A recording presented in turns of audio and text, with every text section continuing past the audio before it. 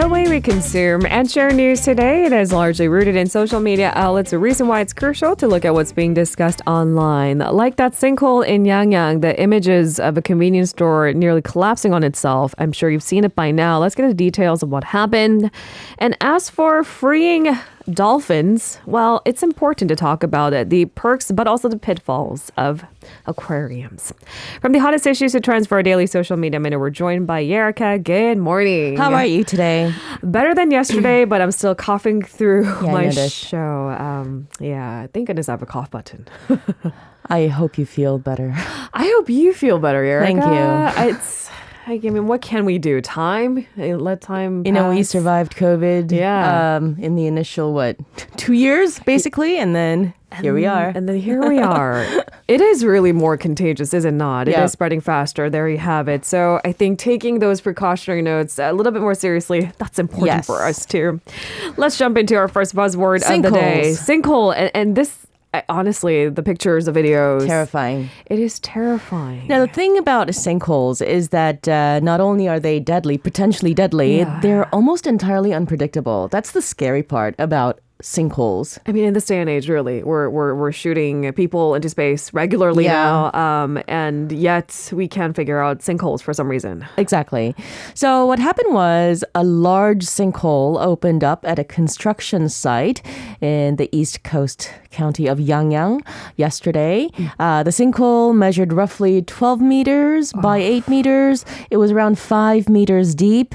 It formed at around 6:45 in the morning at a construction site near Naksan Beach. And the reason why we're talking about this morning in such detail is because we got a lot of details. The CCTVs in and around the convenience store captured everything, and it really is terrifying. Yeah. There were no casualties from what I understand. No casualties. But the employee working at the time was terrified because he saw everything firsthand. The store split open in half in a matter of just seconds. Exactly. It was like something, I don't know, that you might see in movies. I saw this one CCTV footage and the middle of the convenience store just like snaps in half. Yeah, right? it collapses on each other. Right.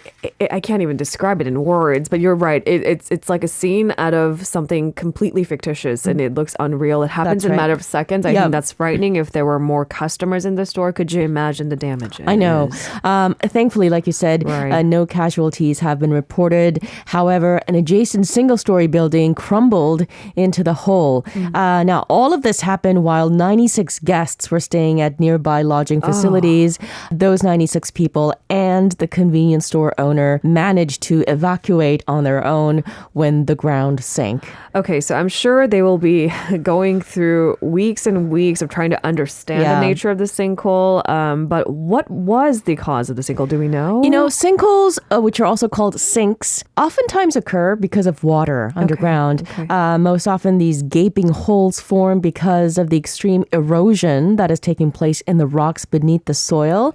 Authorities say that underground water gathering around the construction site, due to ground excavation may have caused the ground to collapse. You know what was really surprising was how close this convenience store was to the construction site. Yeah, I know. Isn't that scary? You get these aerial images and I feel like shouldn't there be more distance between this site of construction and next to a convenience store that's in full operation? Oh, we're streaming the CCTV footage right now if you're on Billboard Radio.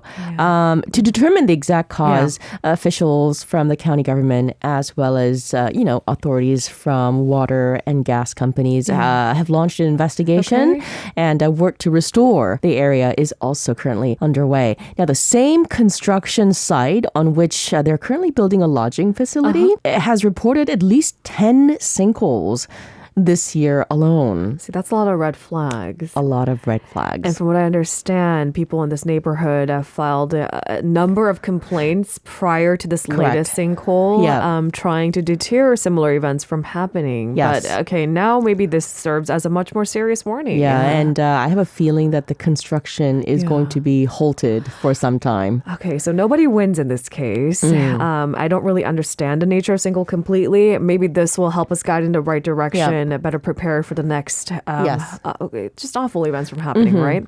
All right, let's move on to our second buzzword of the day.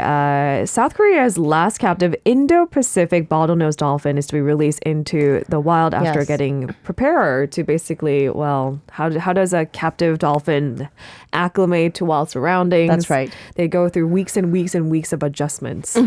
So this, the last captive Indo-Pacific bottlenose dolphin is currently in an aquarium dwelling, and it's going to be released in the waters near Jeju-do Island. A Minister of Oceans and Fisheries announced yesterday that Pibong, the dolphin, be set free. He added that related preparations, such as training the animal to adapt to life in the wild, will also begin soon. And of course, they add, I do believe, a GPS monitoring device that's right. to see if the once captive dolphin does readjust to life in wild. Yeah. So what is the story behind Pibong? So Pibong is a male dolphin believed to be around 23 years old. Isn't he beautiful?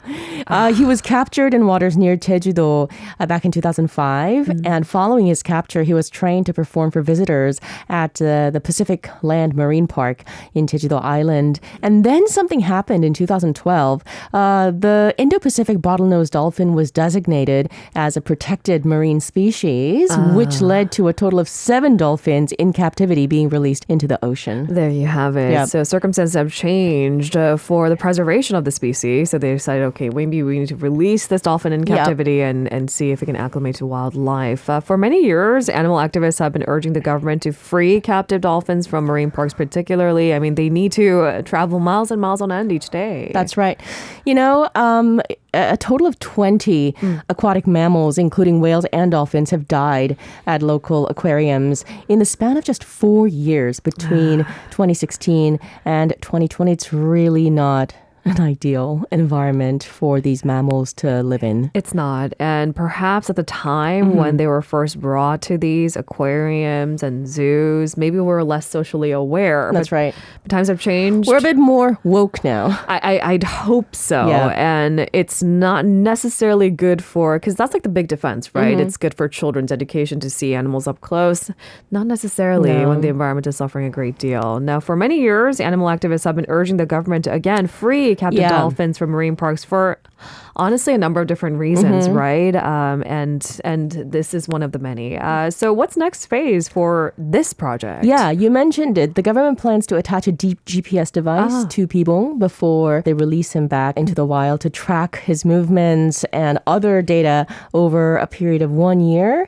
The rehabilitation training is expected to take about a month. And when exactly to release Pibong into the wild is going to be decided at a later date, depending on his condition and other circumstances. So the news is getting a whole lot of attention on social media, not least because of a certain TV show that does captivate both local and international viewers even today. Exactly. So in the show Extraordinary Attorney Woo, the protagonist, Woo Young-woo, has a thing for cetaceans, which are aquatic mammals that includes whales, dolphins, and porpoises.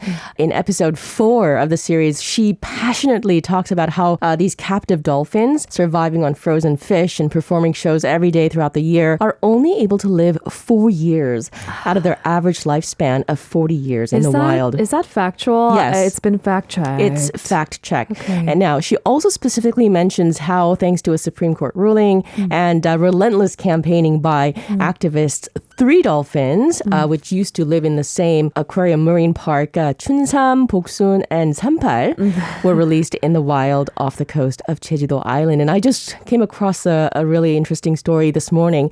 According to a recent news report, 2 of the 3 released dolphins that are mentioned in the show were recently spotted swimming with their offspring, baby dolphins. Yeah, and experts presume that they were born sometime in July. That is such good news. It is, isn't it? Young would be so proud and so happy. I saw this news article that had the title was 영우도 좋아하겠네. Of course. Yeah. I mean, ride high on the success of the TV Right. series. I'm just so impressed that they were able to kind of, put in such an important part of Yes. saving these aquatic animals. As part of the show. As part of the show. Good job to the writers, right?